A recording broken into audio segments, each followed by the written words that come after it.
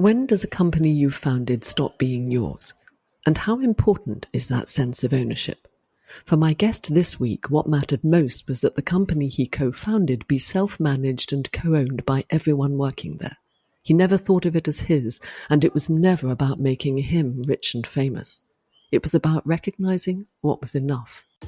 Hello, I'm Sally Ann Airy, and welcome to Fearless Forward, the podcast that asks leaders how they've faced their fears. Today, we're in the Netherlands, and I'm in conversation with a multi-talented entrepreneur and thinker who's not only founded some brilliantly successful businesses, but is fundamentally challenging the way companies are traditionally structured, led, and owned.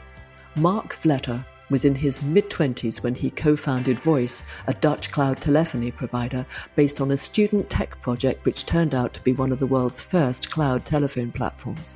Voys rapidly became one of Europe's fastest-growing tech companies and now serves over 30,000 client companies across more than 55 countries. Mark calls himself a tech-savvy, gadget-loving business geek fighting for an open and free internet. But that's a description that massively downplays his greatest contribution to the business world and to management thinking, because he's demonstrated that it is possible to build a highly successful and profitable company without a traditional hierarchy, managers, or job titles. From the beginning, Voys has run on self-management principles and holacracy, a system of distributed leadership where roles are fluid, decisions are made collectively, and everyone has a voice. In 2024, Mark took this commitment to equality even further.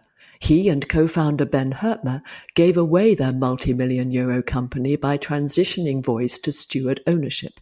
In this model, legal control and economic rights are separated. The company is now owned by a foundation, and its mission, to drive positive change through open communication, is safeguarded beyond the interests of any individual. Mark says, "I was an owner on paper, but in my heart, I've always been a colleague."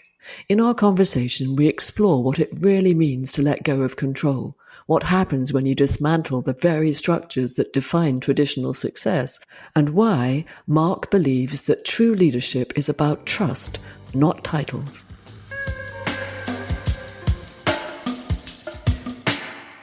We went to a company called the Telegraph Media Group. The Telegraph Media Group is one of the big media outlets in the Netherlands. They run the biggest newspaper. And they had this new department which was doing experimental stuff. And it was led by the founder of Ricardo, which was one of the first eBays that was ever invented. And it was bought up by another company. He has been very successful. So I entered this meeting room, and he has this huge space with a boardroom basically in the meeting room itself, in his office, beamer and everything. So I plug in my laptop to give him a presentation. And before I start, I realize I'm still available on my phone number. And we had built this system for internal use, where we could say, basically via a web interface, I'm not available right now, or I'm available on my mobile phone. So I log into that cloud interface really fast on that web page, and I set myself to not available. And he sees it. And I'm there to pitch something completely else. But he asks, "What is it? Did you log into your phone system at work?" I say, no, it's a cloud-based system we have built. It's far more easy to manage for us. Otherwise, we're working this huge organization of 5,000 people, research organization. We're this small startup in that organization. Otherwise, they're never going to be able to find us. So we're able to route our calls ourselves. And he basically zones out. I give my pitch. I'm there for 45 minutes. And at the end of the thing, he says, "You have no clue how far ahead of the curve you are. I've never seen this before. This is going to be the future of communication, but you don't realize that yet. Every business is going to want that." And he wasn't the first to state that in that week. And the thing that changed the game is the fact that usually when you had a PBX system, a communication system, it would be this black box that was somewhere in your office. And if you wanted to change something, a mechanic can come round with a cable, hook it in, and then basically say, okay, this phone needs to have a different internal phone number. We could do that in the internet, via the internet. And we could even say, oh, you're not at the office, just route it to your mobile phone. Oh, you're available on your mobile, or on your laptop, just download some software and you're available on your laptop. And the second phase when I realized we did something completely different is when Google bought one of our competitors. And that ended up becoming Google Voice, which is now the default for Google Hangout or Google Meet. And they did that in 2007. And we were so far further ahead than they were And that's when we realized is Google is buying this because it's so special. And then we're just way ahead of the curve. And when the innovation became the default, I think in 2010, we were just the one with most of the practice, the most mature platform. And we had worked really hard on automating everything around it. So we were able to onboard customers really fast. So that's when we really took off. My goodness. So there you were in 2010, poised for this huge thing, way ahead of the curve, Mark. And it's what I'm hearing is you didn't immediately realize it was this other chap to whom you presented something quite different, who saw it, and you kind of woke up to how brilliant you were in terms of your thinking and your development, your innovation. And the thing was, we were really young. We had zero industry experience. I used to sell those black boxes in the store where I worked part-time besides my studies. But I had no clue how businesses worked. I had no clue how business worked. I had no clue how entrepreneurship worked. But we've built this solution for ourselves. And that ended up becoming the default. But it took 5 years for that to become the new main thing. And that's the thing with big innovations. You can see that the wave is coming, but you don't know when they're going to break. And you need to be ready to catch the wave, but it often takes way longer, or it breaks somewhere else and somebody else is riding it. So for me, often entrepreneurs are given this charm of they're tremendously successful and they see stuff differently. It's 50% luck, at least. I think it's even more. We were lucky to be at those stages, to be there at the right time, to have the access to the right technology. And yes, we worked really hard to create a lot of opportunity, but still it was 50% luck. 50% seems quite a generous percentage to the luck. What I'm hearing is your innovative idea, you recognized the opportunity, you seized it, and you worked hard. And of course, luck might have gone against you there. It was with you. But there's in that 5-year period, in the period of growth and development and breakthrough, what was happening then? Oh, the main thing is we were really struggling. So we started at this research institute in 2004, and in 2006, at the beginning of 2006, they said, yeah, awesome that you're here. You've got 2 customers. The Dutch government thought we had built something which you couldn't listen in on, so it could be used for illegal services, which wasn't the case, but the parliament was asking questions about it. So for this research institute, we were becoming an issue. Legal was involved, communication departments were involved. We got extra managers. So we were basically stifled on where we could innovate. So we had 2 customers and they said, yeah, either we're going to pull the plug, or if you want to continue, just take it with you. And I was like, nah, I believe in this. I want to take it with me. So I was at the Chamber of Commerce in the Netherlands on the 2nd of February of 2006. The first year, we had 42 customers at the end of the year. And I don't even think we made 40,000 euros in revenue. And the next year, it kind of doubled. But I still wasn't paying myself any money. I think I paid myself 250 euros a month, roughly. And I was lucky that my partner then was making. She was a lawyer, so she was basically keeping everything at home running. And we got a kiddo, the first kiddo as well. So, and everyone around me, it was the IT boom. They were getting cars and laptops and phones from work, buying houses, and we were really struggling. We couldn't get a mortgage or anything. So the first 5 years were really like eating glass. So something kept you going, Mark, even through all of the eating glass period and all of the difficulty and looking at what your friends were achieving apparently and, acquiring from a material point of view. What kept you going then? I think it's easier to start and keep going than it is to stop. So I think that's a huge benefit. I think stopping is often the more brave choice than continue going. But I was seeing the momentum. I was seeing that we were doubling every year. And I was seeing that our technology was way ahead of what our competitors were able to accomplish. I'm very good at seeing what's going to come in the long run in terms of where technology is moving, society is moving, and the big societal trends, and where people get involved. Where people and technology get involved, I can often see the bigger picture. And because of that, I was able to see this is going to be the future. So it kept you going, that faith, that belief, trust in yourself and your vision and your experience. And I'm guessing you had to bring people on board with the right skills to support you through this. Yeah, definitely. I think the best hire I ever did was my first hire. I met Chantal at a party of a friend of mine. She was in healthcare, I think. And we were talking for 30 minutes and she wasn't really enjoying that. And in my head, I was like, okay, you're going to be my first colleague. I'm going to know that for sure. I was sure of that. And I told her a couple of days later, well, why don't you come work and we'll build the company together? And at first she was like, yeah, I'll give it a try. And the first few weeks she was like, yeah, half of the time I'm not doing anything. But it gradually grew and she grew with the company. She did finance for a long time until we reached 1 million in revenue. And she was like, yeah, I'm sorry, but I'm not going to be accountable for this anymore. This is insane. And then she moved over to HR and she became one of the leaders in the field of HR, especially with self-management, which we worked up to later. And she now has her own company in that area. And she is hired by huge organizations and governmental institutions to help them basically figure out complex HR questions. So, Mark, I'm curious, though, in that half-hour conversation at the party, when you first met her, you must have had a very strong instinct about her being the right person to be your first hire. Can you just tell me, and, for the listeners, what was that?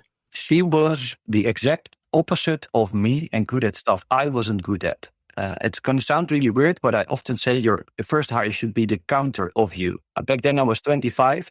I should have hired a 50-year-old woman, basically. I mean, your organization is going to service customers, our organization, that are, in its broadest sense, linked to society. They come from all aspects of life and from all areas in life. And that's the people who are going to contact you. So you want your organization to represent that broadness of the society as best as you can. Chantal wasn't older than me. She was younger than me, but she was the first female hire.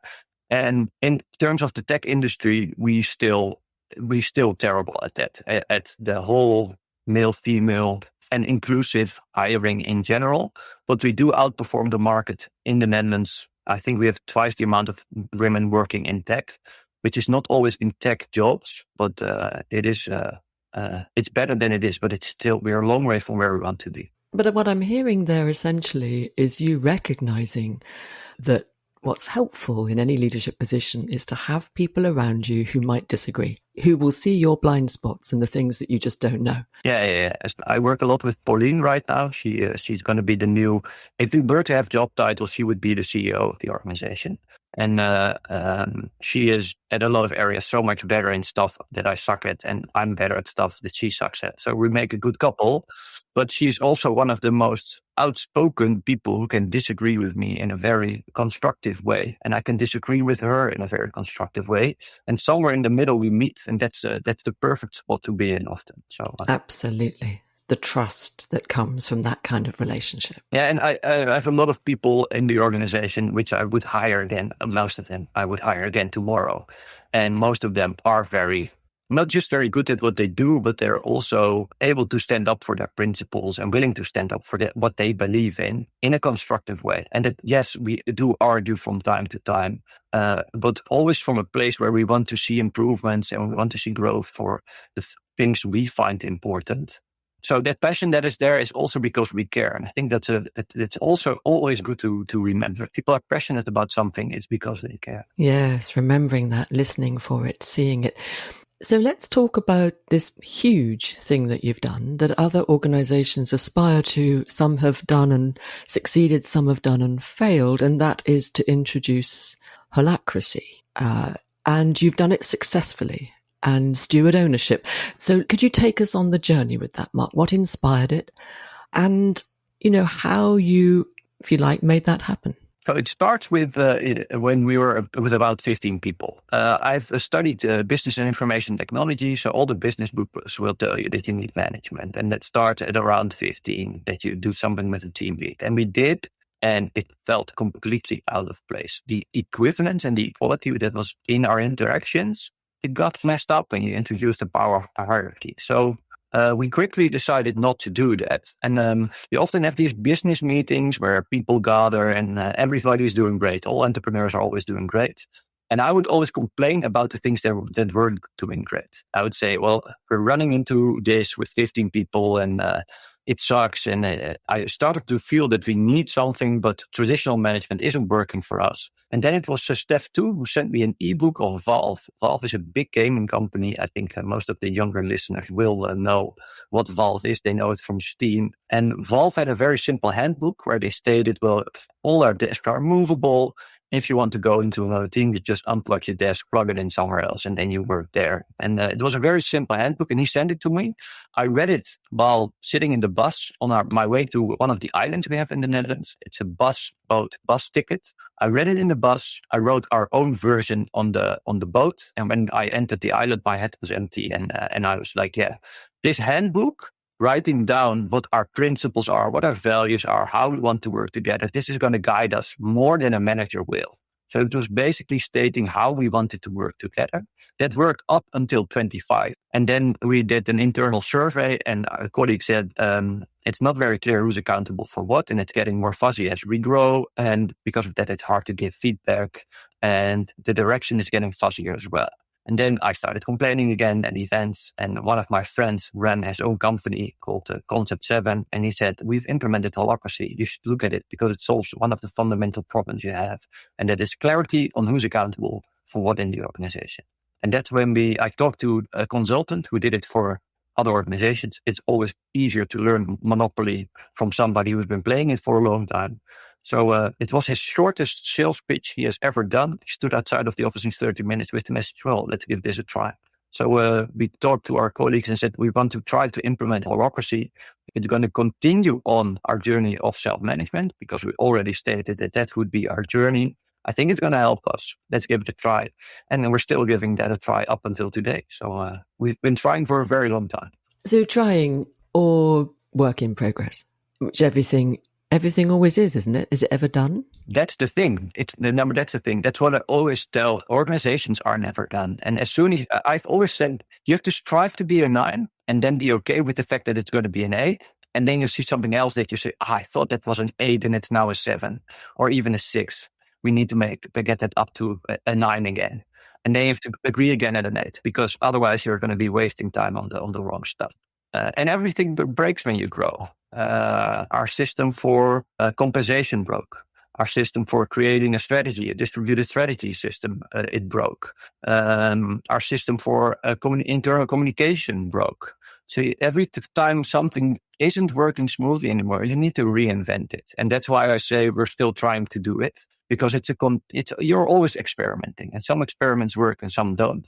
But the fact that you're learning is the important part. Absolutely. It's what keeps it all alive, isn't it? That kind of desire to learn, beginner's mind, I suppose you might call it. But Mark, what I'm hearing with you, enormous strength in your ideas, your capacity to see things as they are, to always want to recognize what's true, and not afraid to do something about it, whatever's necessary to do something about it, to voice it clearly, to put it out in the open, to look to improve. That's what I'm hearing. I think that's right. So that's a huge strength in a leader, if I may call you that. Also, is it sometimes the desire always to be improving? Have you ever found that to be also quite a difficult thing to live with? I think it's, for me personally, the most difficult thing to live with. I always see the room for improvement. And if you always see what needs to be improved and what needs to be better, you forget to enjoy what already is. And it's very easy for me to do that in my family, with the kids. It's very easy in that part of life to enjoy their accomplishment, but to be proud of your own, especially if you do it in a team, because you don't want to take credit for something a team accomplishes. I think that's really hard. But and also for yourself to always say, yeah, but that could still be improved. Yeah, that is. I think that's in the DNA. And by the time I figured this out, I'll probably be in a coffin somewhere. Yeah. So improve on the desire to improve all the time. Yeah, and especially to enjoy what is and stand still from time to time. So how do you do that? It's going to sound really weird, but for me, activity is the best way to be in the now. I went sailing to the UK, which if you're a sailor, the islands near the Netherlands are some of the toughest areas to sail from a technical perspective. And then you have the North Sea, The North Sea is very shallow, and because of that, the water is very choppy. It's not a nice area to sail in. And if you want to learn how to sail, this is a nice journey to do. So we sailed to the UK, and we touched basically the shore, and we sailed back. And you're often on that boat wondering, why the hell am I doing this? You're sick half of the time because you're under steep curves in the water. The wind is howling all of the time. You're hardly getting any sleep because you have your on and off shift because you're sailing through the night. And then you get out of your half sleep and you get onto the deck in all your layers of clothes because you're cold all the time.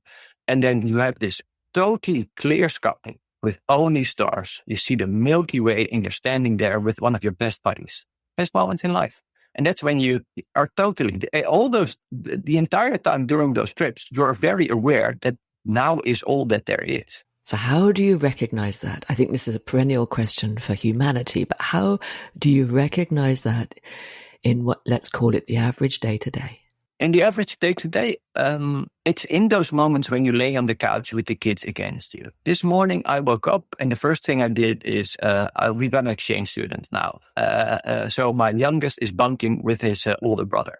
He's 12, his brother is 16. The room has basically exploded. 2 guys in one room at that age. So I figured out how to sleep on a 2-person bed with all the junk of Julian, the eldest one, next to him, which was a very weird position to in it. And somehow I found a space for myself and crawled up against him, and he laid against me for just 10 minutes before the entire day starts. Those are the moments.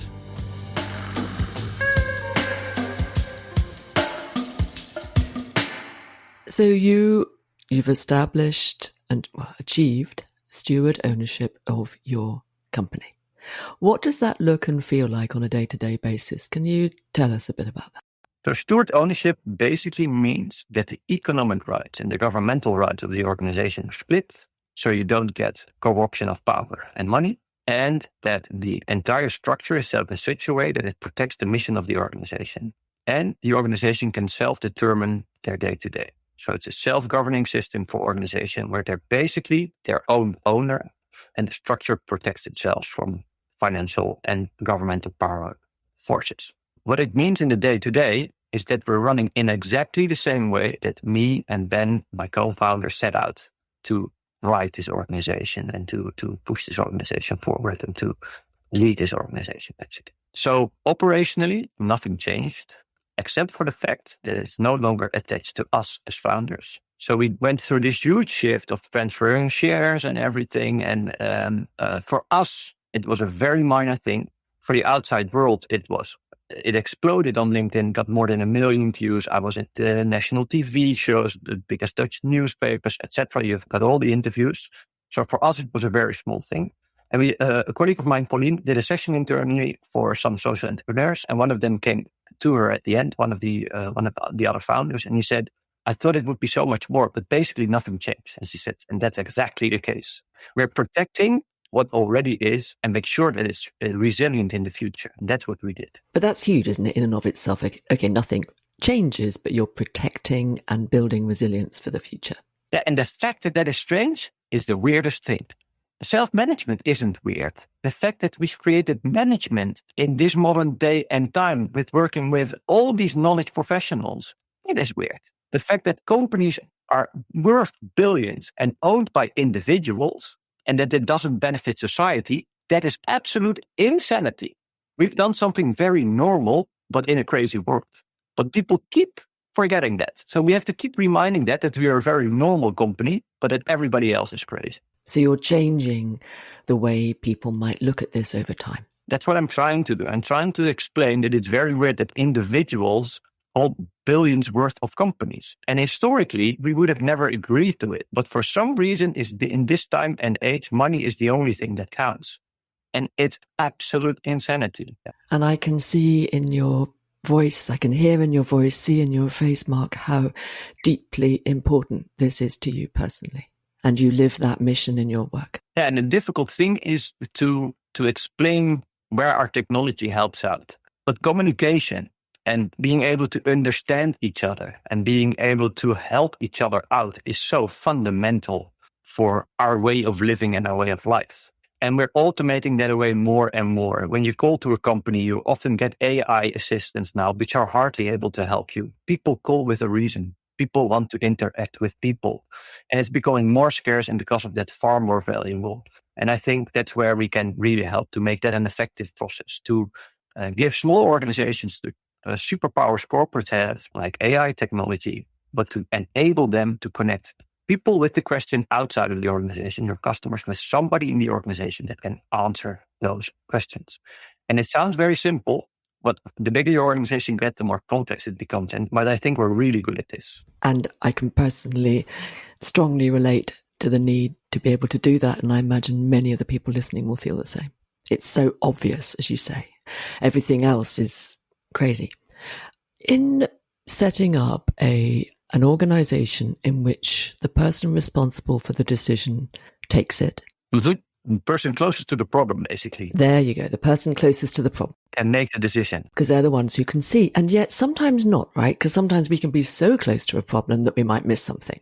So even though that's how you operate, and I strongly admire it, there's a leadership in this, isn't there? Because the person closest to the problem, as I just said, may not recognize it, may need to listen to others. That's leadership. How you show up is leadership. How you listen, how you speak, how you communicate, how you bring people with you, whatever. It's all leadership. So it's not that there's an absence of leadership in a self-managed organization. The opposite is true. Everybody needs to be a leader. Right. So what I'm curious about, is that your experience? Does everyone want to be? I love it sometimes to be a follower and to not have the accountability and the responsibility of being the leader. I love to be a follower from time to time until I see that stuff is moving in a direction where I don't feel we should be going.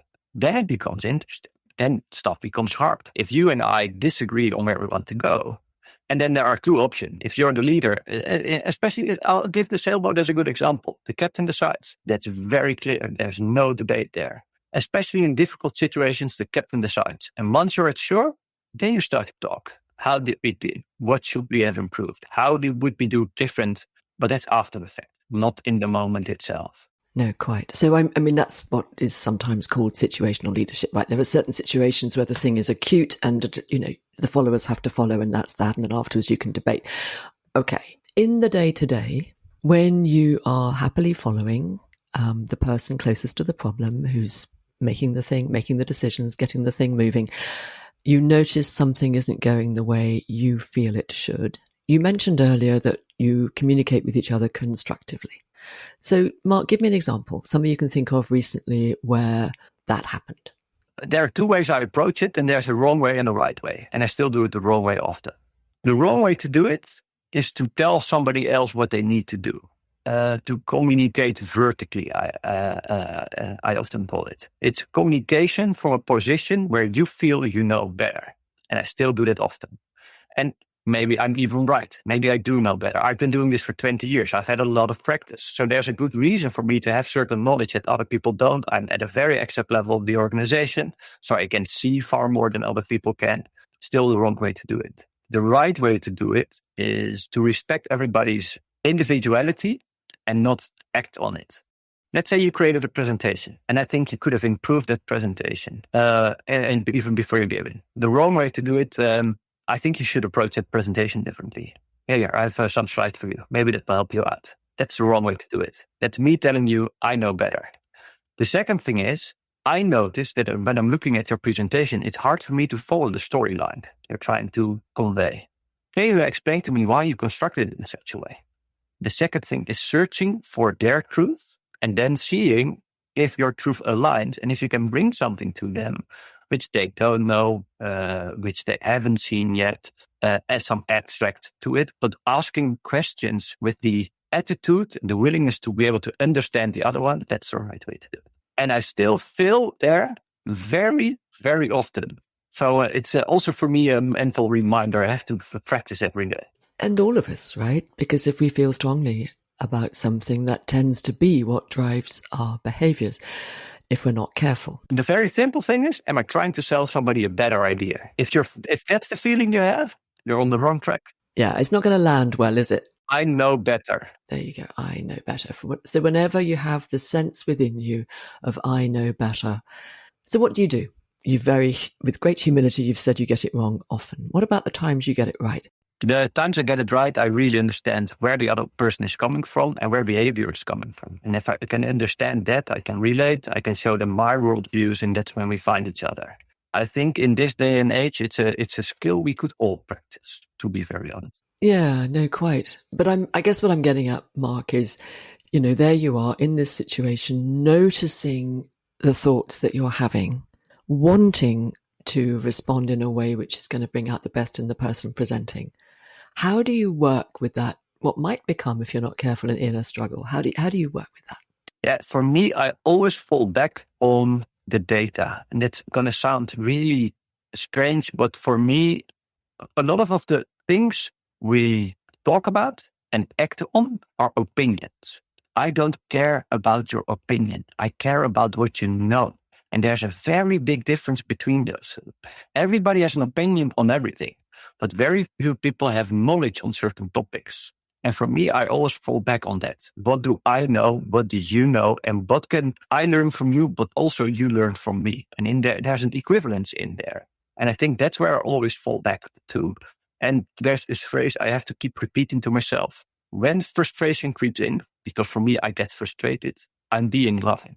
And the second part, that to be loving when you feel frustrated, that's my escape. That's my way out. That's my going back to not convincing, but understanding.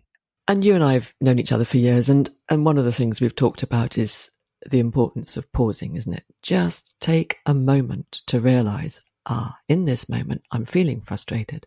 It's a loving act. How do I express my frustration in a loving way? It's in that moment of pause that you realize that, right? It's recognizing the emotion, especially it's for me, it's here, it's in my body. It's recognizing that feeling and then taking a breath. So what I'm imagining is that in an organization where there's no titles, where leadership is truly about how you show up and listen, that everyone needs to do what you've just been describing in order for it to work well.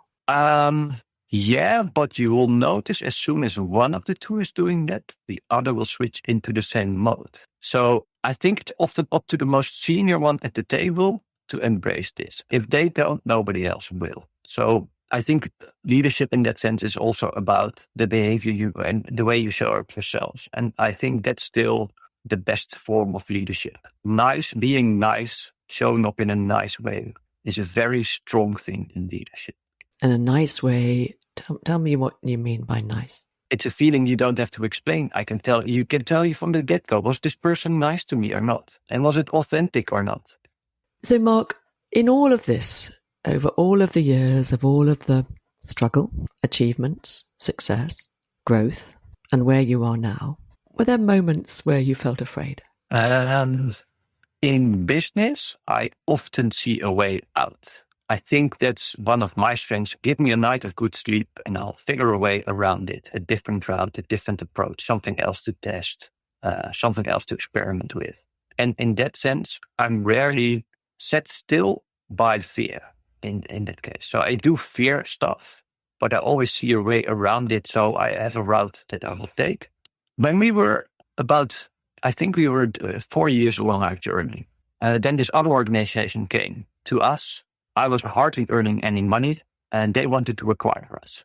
And we started looking at valuations and I would get this grand salary and finally they gave us an offer and I said I want at least 50% to be able to steer the direction of the organization, and they were able to offer us 10% of the company. And we said no to that. But the only reason I would have said yes was out of fear. And I think in the Netherlands we have a phrase, fear is a bad advisor. And I think that is true. I think it can tell you something about the reasoning behind it. I think both fear and love come from certain dispositions or ideas that you have in life. And I think it's investigating that which leads to the way around it or the honest acknowledgement, etc. So I would say on average, I recognize the fear, but I don't You don't let it drive your behavior or your choices. Not that much. And my default behavior when I notice something that I'm fearful of is to want to get into action mode and do something with it. That's not always the best solution, but it is often it leads to a solution, because motion creates also a change in that. So, and do you think recognizing the fear, I think this is a rhetorical question, but I'll ask it anyway. Do you think recognizing and acknowledging the fear is overall a helpful thing? I think it's not even fear itself that you need to recognize. I think it's recognizing the emotions that circulate. Am I angry right now? Am I getting frustrated? Am I feeling a lot of enthusiasm about it? Those emotions are so fundamental, and they tell us so much more about the reasoning why. Why am I fearful? Why am I angry? Why am I so enthusiastic about this? That tells you a lot. And it's listening to that.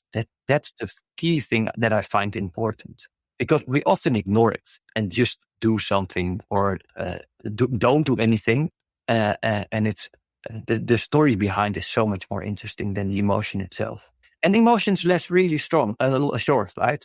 If you look at it from a biology perspective, 45 seconds, I think, sometimes 90 seconds, and then the emotion itself is gone. Is that how it works? It's that brief? So staying super present in one's own body and recognizing the emotion as it appears, and before it passes through, asking yourself what's behind this. Yeah, or after, if it's easier. If you're in the middle of the emotion, you can't do anything with it. You just have to experience it. But after that, why did I experience it? Where did this come from? What is this trying to tell me? I think that's such a fundamental question to ask yourself. And for me, fear is less of an important. It's not even a fundamental emotion, right? If you look at it, fear is often anger or sadness. That's behind it. And for me, my trigger emotion is always frustration. Where does frustration come from? And if I know that, then I have the real reason why I get frustrated. And that's something I can do something with. You can make choices. Conscious choices Going forward about how to respond to that differently rather than reacting. And if you were to give any advice, Mark, to anyone, another founder like yourself and Ben, who are thinking about either moving towards self-management, holacracy, and steward ownership eventually, what would your advice be from everything that you've learned about the process? It's truly recognizing why you want it. That's where the journey starts. I think for most, it's a solution for a problem. It's recognizing which problem you're trying to solve for yourself. That is the important part. For us, it was trying to protect what already is. And there are many ways to do that. Becoming steward owned is just one of the solutions. And we think it's the most robust solution we've been able to find. Becoming self-management was an answer to the question we all had in the organization on how can we keep working together on an equal level playing field? How can we stay an equivalent organization? Those were the fundamentals behind it. And it's recognizing that and then searching for an answer to it. And I often see that founders have different incentives and they don't even really know why they want it. I don't like being a manager is not a reason to go to self-management. It's maybe you just need to find somebody else who's going to manage the organization. It's totally fine. Might be a better solution for you. The second thing I found, and I haven't found a solution for it yet, but especially with male founders, there's a lot of ego involved. And I think recognizing that you're just part of the organization and that you form the organization together is really important. Yes, you were the one who sparked the idea. Yes, you were the lucky one to make it work. And yes, you have been a driving force, far more involved sometimes than other colleagues have. But if you find the right people, they will become very involved with the organization and they will feel very attached to it. And they won't stop thinking about it either when it's 5 o'clock or 6 o'clock in the afternoon. So you'll become 150th, in my case, of the current solution to the problems we're trying to face. And recognizing that you're just that, 150th of the organization, I think that helps the ego a lot. That can be quite a big ask, can't it, of someone who's founded and feels as if they embody the business. But if you look at the bigger picture, it isn't your organization. You were able to found it on the shoulders of the giants that came before. On an educational system, you were able to grow up in. Parents which might have been there to and able to help, maybe also not, but it also fueled you in some way. So you're a product of the society we are in and a child of the society we are in. So that better make your organization part of that society as well. And for some reason, we've been okay with organizations placing themselves outside of society and outside of the environment. And we simply can't. We're part of an ecosystem, which is far bigger than just that founder. So recognizing that and seeing that, yes, it's asking something, but it's also a humbling experience, which is good for everybody. Just sit in the mountains for a while on your own, see the grandness of those mountains, look at the sky and know how rare it is that we are here and that we're all made of the same stardust in that sense. Makes you very small. An important question for us all is, where are we in the ecosystem? Where are we in that? And where do we add value to it? And where do we take value from it? And is it okay that we take that value? Is it worth it? And I can tell you, all the research shows that we're all striving for money. And all the research shows that after a certain point, money doesn't make you any happier. It makes you unhappier. Do you want to be happy in life or don't you?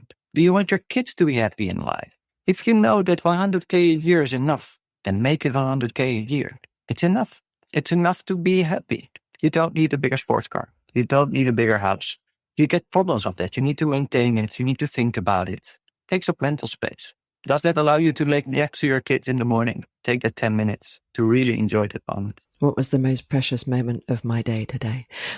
Mark, when you look at where you are now, in your life and your work, your family, your 150 odd colleagues, yes. When you think about your life ahead, what does Fearless Forward mean to you? We've decided that when I work at the organization, I've worked at the organization half my life. I will stop working there.